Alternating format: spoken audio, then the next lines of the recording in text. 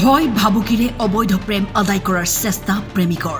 বাপনে মোৰ স্ত্ৰীক আজি 3 মাহ ধৰি অত্যাচাৰ কৰি আছে। ইয়াতে ঘৰত থাকে, ঘৰত আহি অত্যাচাৰ কৰে আৰু বঙাইগাঁও পঠাই দিওঁ। বঙাইগাঁৱত ঘৰত শ্বশুৰ ঘৰত অত্যাচাৰ কৰে। অত্যাচাৰ কৰাৰ পিছতে মোক আৰু কয় যে তোৰ স্ত্ৰী বেলেগৰ লগত লাইন মাৰে। এইটো মোক কৈ মোৰ স্ত্ৰীৰ লগত লগাই দিয়ে। পৰ স্ত্ৰীৰে প্ৰেম, স্বামী নথকাৰ সুযোগ। মানে মোৰ স্বামী বাহিৰত থাকে, কেৰেলাত কাম কৰে। বাপন চৰকাৰে মানে দিনে ৰাতি মোক অত্যাচাৰ কৰি থাকে শাৰীৰিক, আৰু কৈ থাকে যে বিয়া পাতিম, বিয়া যদি পাতিব নোৱাৰো তেনে তোমাৰ হাজবেণ্ডক মাৰি হ'লেও মই বিয়া পাতিম। দম্পতিৰ ভয়ংকৰ অভিযোগ। মোক স্ত্ৰীক তাই কয় বিয়া পাতিম কয়, তাইতো নাযাব। পিছত তাক কয় যে তোক মাটি বাৰী কৰি দিম, সোণা দানা কিনি দিম, তথাপি যাবি। মোৰ স্ত্ৰী কয় মই নাযাম। তাৰপিছতে মোৰ স্ত্ৰী কয় নাযাম বুলি কৈছে। তাৰপিছতে কয় মোক মাৰি তাক বিয়া পাতিব, বিয়া পাতি তাক চাৰব আৰু মোকো চাই ল'ব তাই। প্ৰেম প্ৰত্যাখ্যান কৰাৰ বাবেই শাৰীৰিক নিৰ্যাতন, দাবী ধমকি, ভয় ভাবুকিৰে প্ৰেম আদায় কৰাৰ চেষ্টা প্ৰেমিকৰ। 2 সন্তানৰ পিতৃ তথা লম্পট প্ৰেমিকৰ বিৰুদ্ধে অভিযোগ মহিলাৰ। এই ঘটনা সংঘটিত হৈছে চিৰাং জিলাৰ বিজনীৰ কাৱাটিকাত। স্বামীক হত্যা কৰি হলেও বিয়া পাতিম বুলি ভাবুকি দিয়াৰ অভিযোগ ভুক্তভোগী দম্পতিৰ। মানে মোৰ স্বামী বাহিৰত থাকে, কেৰেলাত কাম কৰে। কেৰেলাত মানে বাপন চৰকাৰে মানে দিনে ৰাতি মোক অত্যাচাৰ কৰি থাকে শাৰীৰিক, আৰু কৈ থাকে যে বিয়া পাতিম, বিয়া যদি নাপাতিব নোৱাৰো তেনে তোমাৰ হাজবেণ্ডক মাৰি হ'লেও মই বিয়া পাতিম, এনেকৈ কৈছে। তোমাৰ মাটি বাৰী কৰি দিম এনেকৈ কৈ আছে। মই এতিয়া মানে তাৰ শাস্তি বিচাৰোঁ, বাপন চৰকাৰৰ শাস্তি বিচাৰোঁ। বহুত মানে নাৰীক এনেকুৱা কৰি থাকে, সংসাৰৰ অশান্তি কৰি থাকে, আৰু টকা পইচা ঋণ হৈ আছে বহুত মানুহৰে। ইমান ধোন মানে 9 বছৰ ধৰি এনেকৈ কৰি আছে। যোনে নাই মানুহে জানে, ভয় পায়, তাক দেখি ভয় পায়, একো নকয়। কেছ দিছোঁ, কেছো একো নকৰে।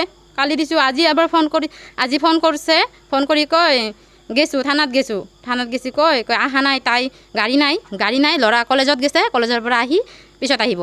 2 ঘণ্টাত বহি আছোঁ, থানাত গৈ 2 ঘণ্টা বহি আছোঁ। তেতিয়া আহে, মই আহি তাৰপৰা দেখি আছোঁ ঘৰত বহি আছে, ৰাস্তাত বহি আছে, গাড়ী আছে, মানুহ আছে, মানুহৰ লগত কথা পাতি আছে। তাৰপিছত এই সন্ধ্যা অলপ আগতে আপোনালোকে অহাৰ অলপ আগতে ফোন কৰিছে, অফিচৰ পৰা, থানাৰ পৰা ফোন কৰিছে। কয় এতিয়া 5টা পাৰ হৈ গ'ল, এতিয়াও অহা নাই। স্বামী ক'ত গৈছে? স্বামী কি মদ খাব গৈছে? মই কৈছোঁ মদ খাব যোৱা নাই, কামত গৈছে।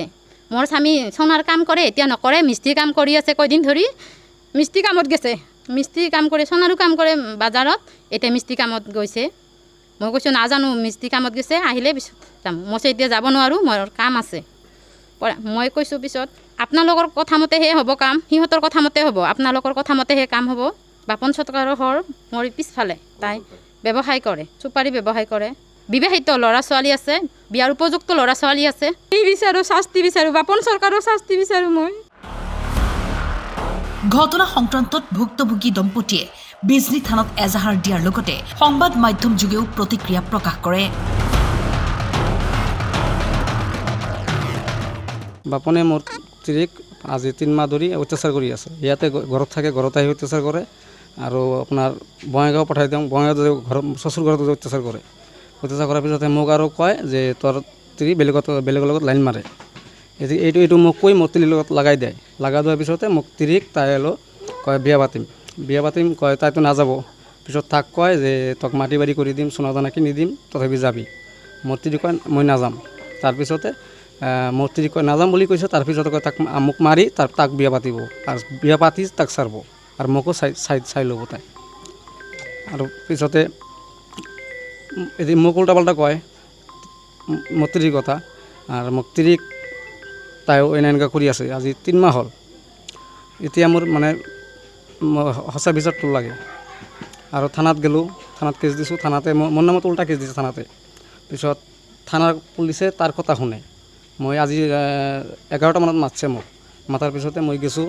যাৱাৰ পিছতে 2 ঘণ্টা মোক ৰ'দত বহাই ৰাখছে, মোৰ স্ত্ৰীক, মোৰ বেটীক, মোক 2 ঘণ্টা বহাই ৰাখছে। বহাই ৰখাৰ পিছতে মই স্ত্ৰীক পঠাইছোঁ তাতে। পঠোৱাৰ পিছতে তাই কৈ আছে এতিয়া বাপন নাহে, বাপনৰ ঘৰত গাড়ী নাই, বাপন আহিব নোৱাৰিব, 5:30 মানত আহিবি। তাই পুলিচ কি বাপনৰ কথা শুনিব না পুলিচৰ কথা বাপন শুনিব লাগিব? পুলিচত তাতে যাই মোৰ কাম নহ'ল, সেইকাৰণে আপোনালোকে কামটো কৰি দিব লাগে। Bureau report time 8।